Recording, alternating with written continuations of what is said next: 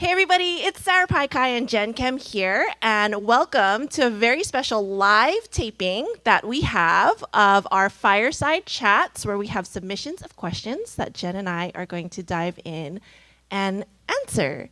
Super excited. Can I get it here for the crowd? We have some amazing women leaders who we're going to be tagging and putting in the comments below when we share this, but let's dive into the questions. Because we try to keep these, 15 minutes, keep attention spans, all the algorithm jazz. So we're going to dive right in. If your mic works. We even have YouTube experts in the house, so Yes. Let's see how we do. Okay, let's see. I mean, I just want to say, it's not easy to be patient. No. Right? It's not easy not. when you're in a cash crunch. I get Facts. it. And my question to you always is going to be, do you want your freedom on the other side? Because if you don't, you're always going to be in this circle jerk of insanity as a solopreneur. By the way, you can become a millionaire as a solopreneur with just one assistant. I don't have scope for that right now, but I will tell you, just as a thought leader, speaker, author, you can make with an assistant who's really good at getting you bookings and good at it being your executive assistant, you can crush it. You can make $500,000 and keep all the money to yourself. So you don't have to create a complicated business model either. So I want to go back to that topic. You don't have to build a big team or even 3 people on your team. It can be Yes. 1 person. Isn't that exciting? Yeah. That's how I want to get paid in my 50s. Is I want my companies to, number 1, be running themselves, which they already are there, because we really accomplished that this year. That's our big win for the year. And number 2, I want to die empty. And what I mean by that is that I don't want everything I know and that I've learned to go to my death with me. I want it outside of me. I want it in a form where people can actually take it and do something with it.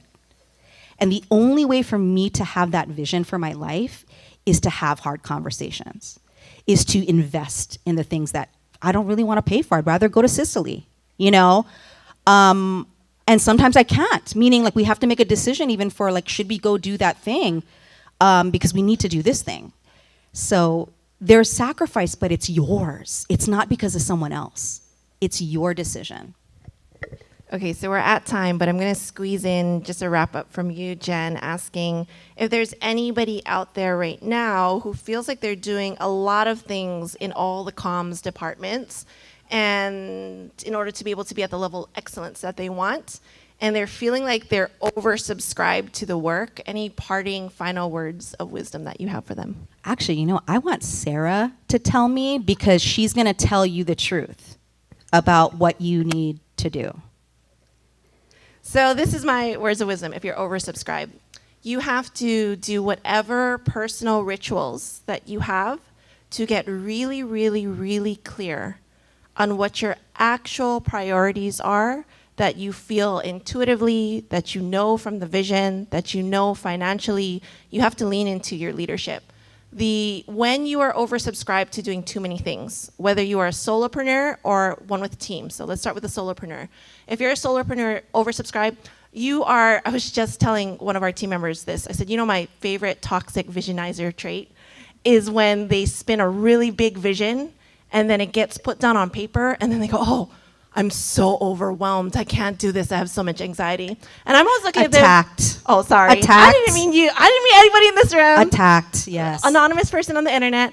Because then I look at it and I go, oh, but nobody is ordering all these scopes of work to be done except for you.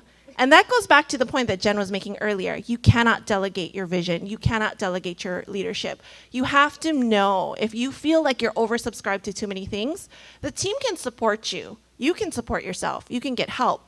Once you know what the actual top priorities are and what trade-offs you're willing or not willing to make in order to get there. But that's really, really, really key for you to have that personal clarity as you are approaching the dynamics of it. I have to tell you guys how to do that. You guys interested in how we do that? Okay. So whenever I do what she said, attacked, she says, she came up with this genius thing that we do with clients now, and it's called prototyping. How many of you have heard the way Sarah prototypes? You haven't? That's because she thinks you're not ready yet. Why are you outing me right now to all these Sorry. people on YouTube? So this is helpful to even a part-timer, okay? Back to scopes of work, she called it. Okay, get your vision on paper, right?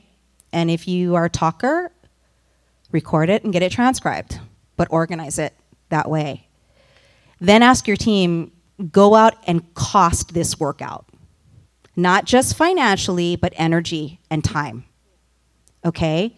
That's what we call prototyping. And then Sarah will put a mock-up for me, and she's taught our team how to do this too. You guys need this, I'm telling you. It's just like fucking magic. I did nothing for this event. Zero. For the first time ever, basically nothing for this event. I'm so excited. That's another win. I didn't do anything yesterday either. Hey, The team handled we it. got to sleep. What? I'm here for it. Okay, so point is that prototyping and saying, here's the work. Do you like it? And instead of us going, that's not what I wanted. Reward them for creating a prototype so they're clear. And then they're doing the work, not Yes. you. But we go, that's not what I wanted. Well, what did you fucking want then? Because there's all these things that you want, and I'm telling you, this is what it's going to cost, time, energy, money-wise. Yeah. And this is what Sarah does with your teams. Who wants that? Who wants more of Sarah teaching your part-timers even how to prototype? Just that alone, you get your money's worth, right? Actually, put your hands up. Seriously, who? Because maybe we can give them cards. Because I'd like to have a conversation with you this afternoon sounds about good. it. Okay, amazing. Awesome. So anything else that you want to leave before I do my whole like, comment, share, subscribe? The badass in me sees the badass in you, and you can do it. You can do it, but you have to decide. Thank you guys for joining us for our very first, very special live audience YouTube taping, of course. Yes, with our amazing guests and studio here. Be sure to like, comment, share, subscribe, all the things, and we'll see you guys next time. So I just want you guys to know we made That that was up. fun. That was fun. That was really awesome. Do you know we made that up just now? Like, oh, we're filming. We should just do a YouTube video. Instead of us overthinking, we're in flow now. Because it's like, feed as many birds in one hand, right? And then she goes, should we do a YouTube thing? I mean, they're filming. I'm like, oh, maybe they'll get annoyed. And then I'm like, oh, wait, no, they get to be in the audience. We'll tag them. Like, we're always looking for the win. We're always looking for the leverage. That's the key. So are you using enough leverage in your relationships? Don't make it hard. I'm so fancy lazy, y'all. That's just my whole way of being. Okay, was that amazing? Was it helpful? Is Sarah not amazing? Y'all got to give her a total